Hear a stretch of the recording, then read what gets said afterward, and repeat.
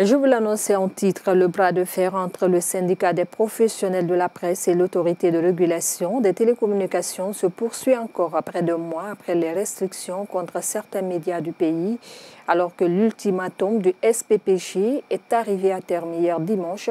Son secrétaire général appelle à une manifestation générale contre la restriction de la connexion à Internet et les brouillages des ondes des médias. Sekou Jamal Pendessa, il est au micro de Alcine Aïssouma.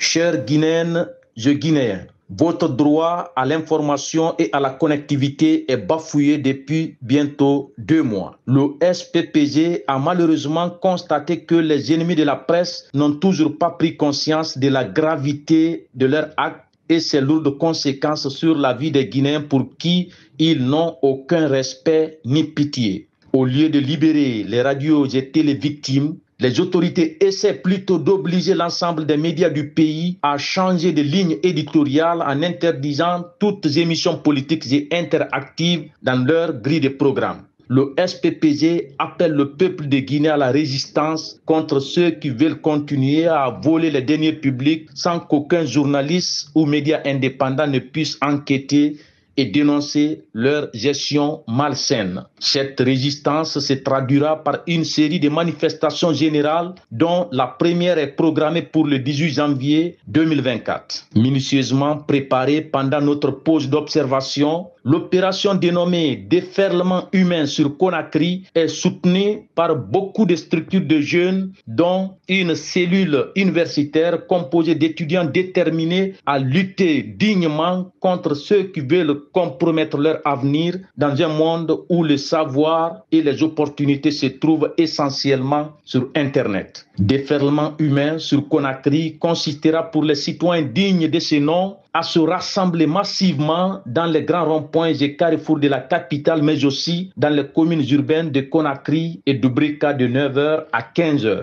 Pendant cette journée du 18 janvier, une équipe conduite par le général Pendessa passera dans les différents points de rassemblement pour livrer d'importants messages aux manifestants et donner les consignes des prochaines marches qui vont suivre les 22 et 30 janvier courants. Si les brouilleurs n'entendent pas raison après cette première phase de notre plan de riposte renforcé, le SPPG dévoilera le calendrier du mois de février qui est déjà élaboré et validé.